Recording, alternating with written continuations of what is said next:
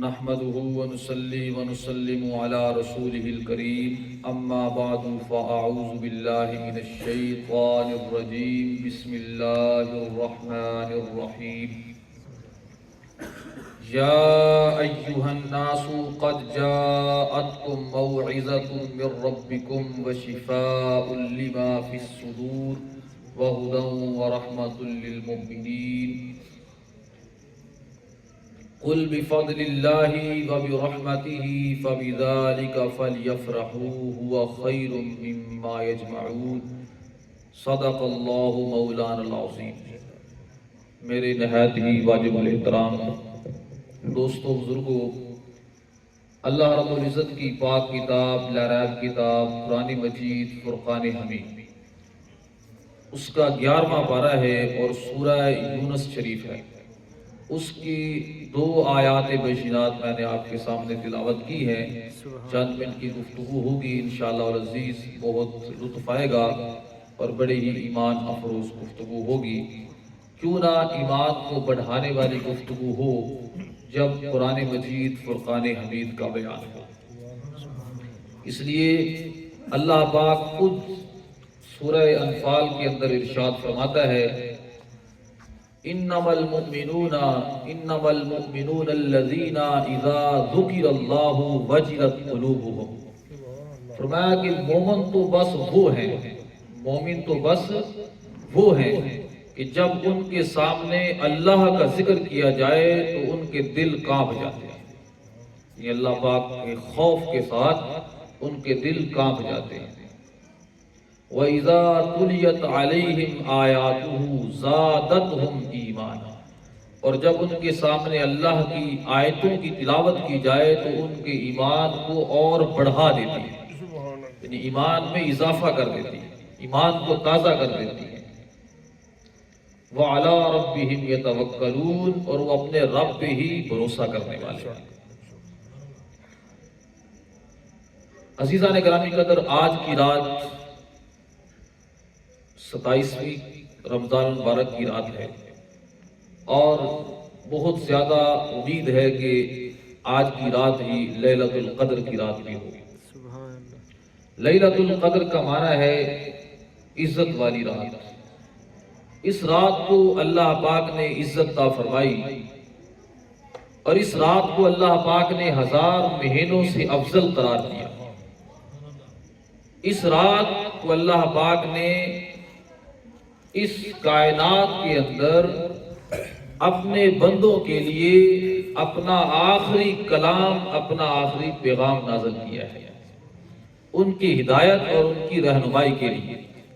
اس لیے یہ رات بڑی عظمت والی ہے۔ اللہ پاک نے سورہ دخان میں ارشاد فرمایا حامیم والکتاب المبین، فرمایا کہ روشن کتاب کی قسم ہے، بے شک ہم نے اس روشن قرآن کو، اس قرآن مجید کو ایک برکت والی رات میں نازل کیا ہے، اور ہم ڈرانے والے ہیں۔ وہ برکت والی رات وہ رات ہے جس میں ہر حکمت والے امر کا فیصلہ ہماری جانب سے صادر کیا جاتا ہے۔ فیہا یفرق کل امر حکیم، امر حکیم کا معنی ہے حکمت والے کام کا، امرم من عندنا، ہماری بارگاہ سے فیصلہ کیا جاتا ہے۔ حکیم کے 2 معنی، ایک معنی یہ ہے کہ وہ جو اللہ پاک فیصلہ فرماتا ہے اس رات، وہ ایسا فیصلہ ہوتا ہے جو ہر طرح کی خامی سے اور ہر طرح کی غلطی سے پاک ہوتا ہے، اس میں ذرا برابر بھی خامی اور غلطی کی گنجائش نہیں ہوتی۔ اور دوسرا معنی یہ ہے کہ وہ فیصلہ اتنا مضبوط، اتنا پختہ اور محکم ہوتا ہے کہ دنیا کی کوئی چیز اسے بدل نہیں سکتی۔ اس نے فیصلہ کر دیا ہے سو اس نے فیصلہ کر دیا ہے۔ سورۃ القدر میں فرماتا ہے اللہ پاک انا انزلناہ فی لیلۃ القدر، بے شک اس قرآن کو ہم نے عزت والی رات میں اتارا ہے۔ وما ادراک ما لیلۃ القدر، اے لوگوں تمہیں کیا پتا وہ قدر والی رات کیا ہے، یعنی اس کی عظمت کیا ہے۔ یعنی اگر ہمارا پروردگار ہمیں باخبر نہ کرتا تو ہمیں کبھی نہ پتا چلتا کہ لیلۃ القدر کی شان کیا ہے۔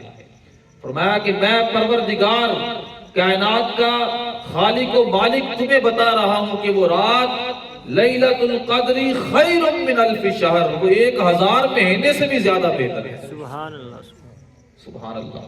اللہ پاک نے ہمیں باخبر کیا، ورنہ ہمیں خبر نہ ہوتی کہ لیلۃ القدر کیا ہے۔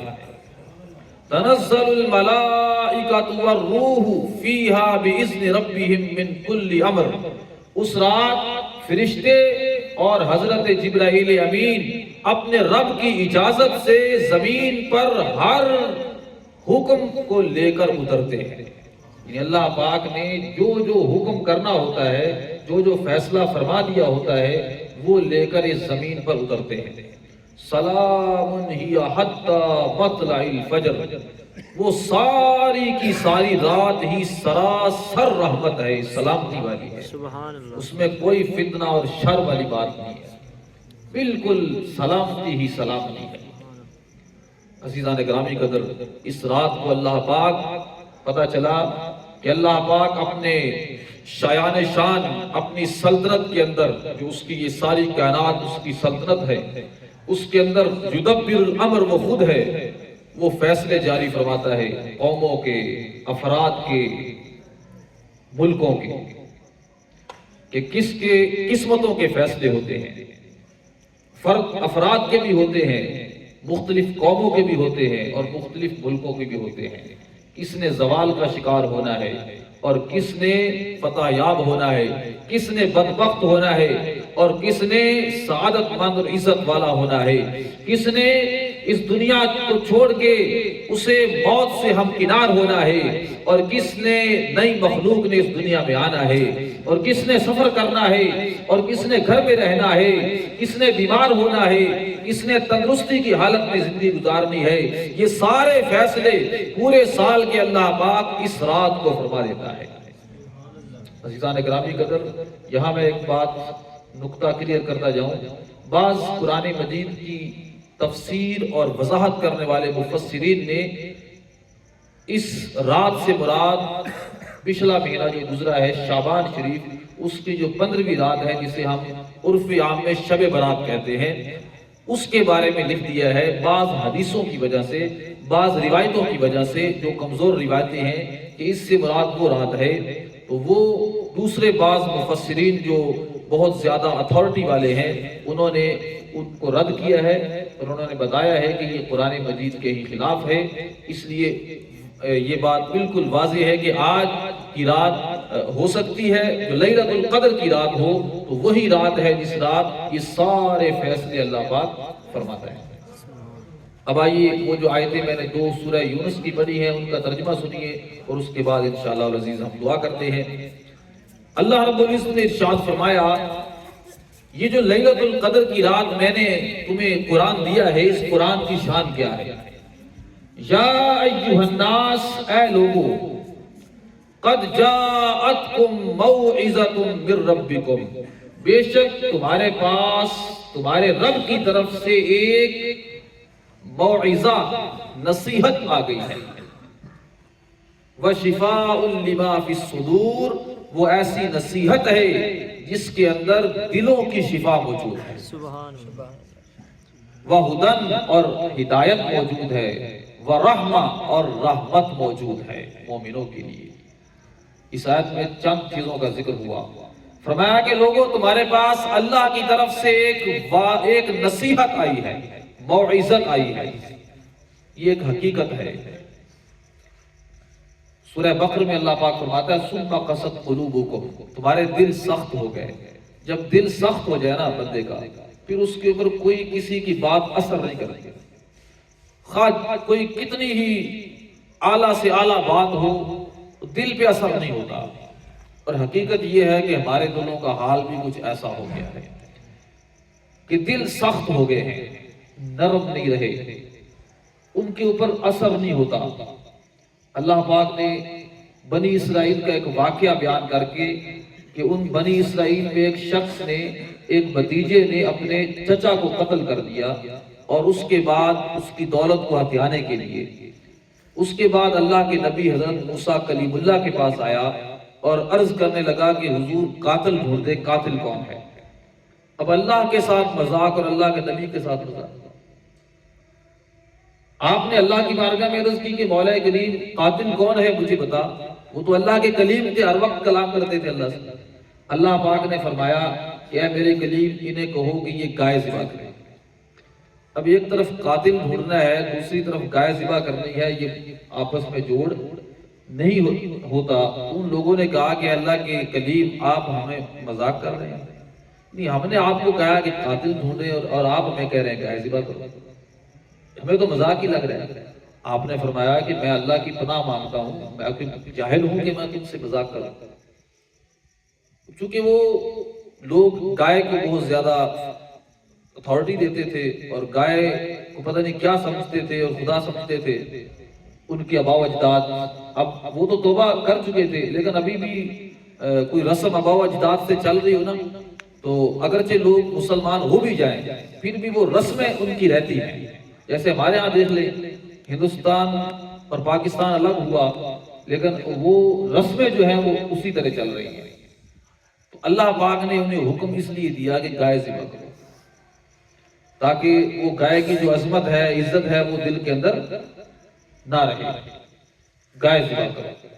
تو انہوں نے عجیب و غریب سوال کیے گائے کے بارے میں، بہرحال آخر کار انہوں نے ذبح کر ڈالی۔ ذبح کرنے کے بعد اللہ پاک نے فرمایا فَقُلْ نَضْرِبُوهُ بِبَعْضِهَا، فرمایا کہ اس کا ایک ٹکڑا ایک گوشت کا لے لو اور اس مردے کو لگاؤ۔ انہوں نے اس مردہ گائے کا ایک ٹکڑا اس مردے کو لگایا تو وہ زندہ ہو گیا اللہ کے واسطے۔ اب جب وہ زندہ ہو گیا تو اس نے بتایا کہ میرا قاتل کون ہے۔ اب مجھے بتایا کہ ہمارے سامنے اللہ پاک ایک مرے ہوئے شخص کو جسے ہم نے خود ہی قتل کیا ہو اور اس کے قاتل کو ڈھونڈ رہے ہوں، اللہ پاک اسے زندہ فرما دے تو ہمارے دلوں پہ کتنا اثر ہو۔ یعنی ہمارے دل نرم ہو جانے چاہیے، پھٹ جانے چاہیے اس وقت یہ سارا منظر دیکھ کے کہ اللہ پاک نے اس شخص کو زندہ کر دیا ہے اور اس نے بتایا کہ میرا قاتل کون ہے۔ لیکن بجائے اس کے کہ ان کے دل نرم ہوتے، اللہ پاک نے فرمایا ثم قست قلوبکم، پھر تمہارے دل سخت ہو گئے، بالکل پتھر کی طرح ہو گئے۔ اور فرمایا کہ بعض پتھر ایسے بھی ہیں جو اللہ کے خوف سے گر جاتے ہیں اور بعض ایسے ہیں جو پھٹ جاتے ہیں اور ان سے نہریں جاری ہو جاتی ہیں۔ کبھی پہاڑی علاقے میں جائیں تو پتھروں میں سے پانی نکل رہا ہوتا ہے، فرمایا پتھروں میں بھی بعض ایسے ہیں جو پھٹ جاتے ہیں اور بعض ایسے ہیں ان سے نہریں جاری ہو جاتی ہیں، اور بعض تو ایسے ہیں جو اللہ کے خوف سے گر جاتے ہیں۔ یہ اللہ پاک نے پتھر کو لے کر انسان کے دل کی مثال دی ہے کہ جب قرآن پڑھا جائے، نصیحت کی بات ہو تو بعض تو پتھروں سے بھی زیادہ سخت ہیں، اثر ہی نہیں ہوتا، اور بعض وہ ہیں جن کی آنکھوں سے آنسو جاری ہو جاتے ہیں، اور بعض وہ ہیں جو تو گر ہی جاتے ہیں اللہ کے خوف سے۔ تو فرمایا تمہارے دل پتھر ہو گئے۔ تو یہاں اللہ پاک نے آیت میں فرمایا اللہ پاک نے تمہیں ایک واعظ دیا ہے۔ یہ حقیقت ہے کہ واعظ کرتے، اب میں یہ تقریر کر رہا ہوں، یہ واعظ کر رہا ہوں، یعنی نصیحت کر رہا ہوں۔ اس واعظ و نصیحت سے دل جو ہے نرم ہوتے ہیں، دلوں کو شفا ملتی ہے، یعنی دلوں کی اس کے اندر طہارت ہوتی ہے، انسان کے دل کے خیالات بدلتے ہیں اور اس کے دل میں تبدیلی آتی ہے اور اس کی سختی دور ہوتی ہے۔ اس لیے فرمایا کہ یہ قرآن سب سے پہلے تو کیا ہے؟ واعظ ہے، یعنی نصیحت ہے۔ نصیحت ملے گی تو ہی شفا ہوگی۔ مثال کے طور پہ بارش اس وقت بھی فائدہ دیتی ہے نا جب پہلے زمین بنائی ہوئی ہو، اگر زمین ہی نہیں بنائی اسی طرح سخت پڑی ہے تو پھر بارش کیا فائدہ دے گی۔ اس لیے فرمایا کہ پہلے تو قرآن تمہیں یہ واعظ کرے گا، نصیحت کرے گا، یعنی تمہارے دل کی جو زمین ہے اس کو بنائے گا۔ اگر ذرا اس کو پڑھ کے دیکھیں تو تمہارے دل کی زمین کو بناتا جائے گا، تمہارے اندر کے شک اور شبہات جو ہیں وہ دور کرتا جائے گا، اور تمہارے دل میں دنیا کی محبت، لالچ اور اس طرح کی جتنی نجاستیں ہیں ان سے اسے پاک کرتا جائے گا۔ سب سے پہلے تو پاک کرے گا، پھر کیا کرے گا؟ وَشِفَاءٌ لِمَا فِي الصُّدُورِ، پھر دلوں کے لیے شفا ہے، یعنی دلوں کو شفا دے گا، ایمان دے گا، گناہوں کی بیماریوں سے پاک کر دے گا۔ جب دلوں کو شفا مل جائے گی نصیحت حاصل کرنے کے بعد، تو پھر قرآن تمہاری رہنمائی کرے گا۔ یعنی اب بندے کو شفا بھی مل گئی ہے اور دل نرم ہو چکا ہے، اب وہ چاہتا ہے کہ مجھے کوئی راستہ ملے کہ میں اپنے پروردگار کو راضی کر لوں، تو یہ قرآن تمہیں بتائے گا کہ وہ راستہ کون سا ہے۔ ہدایت، رہنمائی، تمہاری رہنمائی کرے گا کہ تم کس طرح اپنے رب کو راضی کر سکتے ہو اور قیامت کے دن اپنے رب کے حضور اعلیٰ مقام حاصل کر سکتے ہو۔ اور اس کے بعد رحمت ہے، جب تم اللہ کی اس رہنمائی کے مطابق عمل کرو گے اور زندگی اس کے مطابق گزارو گے، تو پھر قیامت کے دن اور دنیا میں تمہارے اوپر اللہ کی رحمت ہی رحمت ہو، یعنی یہ قرآن رحمت بن جائے گا۔ تو پہلے قرآن نصیحت بنتا ہے، پھر جو نصیحت حاصل کر لے اس سے، تو یہ قرآن اس کے لیے دلوں کی بیماریوں سے شفا دینے والا بن جاتا ہے، اور جو ان بیماریوں سے شفا حاصل کر لے تو پھر یہ قرآن اللہ کی طرف رہنمائی کرنے والا بن جاتا ہے، اور جو اللہ کی طرف رہنمائی بھی اس قرآن سے حاصل کر لے تو یہ قرآن اس کے لیے اللہ کی رحمت کا باعث بن جاتا ہے، اللہ کی رحمت حاصل کرنے کا ذریعہ بن جاتا ہے، سبب بن جاتا ہے۔ اور فرمایا کہ یہ قرآن ہم نے تمہیں عطا کیا ہے، لوگو یہ قرآن ایسی نعمت ہے کہ اس نعمت کے اوپر تمہارا رب یہ تمہیں حکم دے رہا ہے، قُلْ بِفَضْلِ اللَّهِ وَبِرَحْمَتِهِ، محبوب انہیں کہہ دو کہ اپنے رب کی اس رحمت کے اوپر اور اپنے رب کے اس فضل کے اوپر کہ تمہیں اس نے قرآن عطا کیا ہے اور قرآن والا محمد مصطفیٰ عطا کیا ہے، فَبِذَلِكَ فَلْيَفْرَحُوا، چاہیے کہ تم اس کے اوپر خوشی مناؤ۔ کیا کرو؟ خوشی مناؤ۔ اور یہ آج ہم خوشی منا رہے ہیں۔ اسلام میں خوشی منانے کا طریقہ یہ نہیں ہے کہ بندہ ناچے گانے، ادھر بھاگے ادھر بھاگے، ہلا ہلا کرے۔ خوشی منانے کا طریقہ یہی ہے کہ اللہ کے حضور جھک جائے، اللہ کے حضور جھک کر اللہ کا شکریہ ادا کرے اور دل کے اندر خوشی کرے اور لوگوں میں صدقہ و خیرات کرے۔ اس طرح یہ اللہ تعالیٰ کے حضور خوشی منائی جاتی ہے۔ فَبِذَلِكَ فَلْيَفْرَحُوا هُوَ خَيْرٌ مِّمَّا يَجْمَعُونَ، فرمایا کہ یہ قرآن، یہ نصیحت، یہ نماز، یہ میرے محبوب جو تمہیں ہدایات دے رہے ہیں، یہ اس ساری دنیا کی دولت سے بہتر ہے۔ اس کے پیچھے لگ کر تم زندگی برباد کر رہے ہو اور اسے سمیٹ کے رکھ رہے ہو، اور حقیقت یہ ہے قرآن مجید میں وَيْلٌ لِكُلِّ ہُمَزَةٍ لُمَزَةٍ الذی جمع مالا وعددا، فرمایا کہ جس شخص نے مال جمع کیا پھر اسے گن گن کر رکھا اور یہ سمجھا کہ یہ بس گن گن کے رکھوں گا، یحسب ان مالہ اخلدا، سمجھتا ہے کہ یہ ہمیشہ ہمیشہ اس کے پاس رہے گا۔ ایسا نہیں ہے، ہمیشہ ہمیشہ وہ کسی کے پاس نہیں رہا ہے۔ فرعون کو دیکھ لیں، نمرود کو دیکھ لیں، بڑے بڑے بادشاہوں کو دیکھ لیں، ان کے قصے قرآن نے بیان کیے ہیں اور تاریخ میں لکھے ہوئے ہیں، وہ ہم دیکھ سکتے ہیں ان کے پاس کچھ نہیں رہا ہے، حالانکہ بڑے بڑے محلات میں رہا کرتے تھے اور بڑے بڑی ان کی لونڈیاں اور غلام ہر وقت ان کے ارد گرد پھرا کرتے تھے، لیکن آج انہیں کوئی پوچھنے والا نہیں ہے، بلکہ عبرت کا نشان بن گئے۔ عزیزان گرامی قدر، ہمارے لیے قرآن ماہ رمضان یہی پیغام دینے والا ہے کہ ہم اپنے رب کو راضی کریں، اور یہ 3 دن رہ گئے ہیں اور ماہ رمضان میں بھی اگر کوئی راضی نہیں کر سکتا ہے، یعنی بدل نہیں سکتا ہے، اللہ پاک اس وقت راضی ہوگا جب ہم بدل جائیں گے۔ یہ نہیں ہے کہ اب تو ماشاءاللہ مسجد میں 2 صفیں نمازیوں کی ہیں اور ماہ رمضان میں ایک بھی نہیں رہی، تو سمجھ لیں کہ بدلے نہیں ہیں پھر ہم، یعنی پورے ماہ رمضان کا ہمارے اوپر اثر نہیں ہوا ہے، یعنی 1 مہینہ دوائی کھائی ہے، جیسے ہی دوائی ختم کی تو بیماری پھر لوٹ آئی، پتہ چلا کہ دوائی کا اثر نہیں ہوا۔ یہ 1 مہینہ جو روزے رکھے ہیں یہ دوائی ہے، 1 مہینہ کے بندہ دوائی کھائے کھانسی کی، آرام رہے، مہینے کے بعد اب بند کرے کہ اب فائدہ ہو چکا ہوگا، کھانسی پھر شروع ہو جائے، کیا فائدہ ہوا؟ یعنی اثر نہیں ہوا۔ جس وقت تک استعمال کرتا رہا فائدہ رہا۔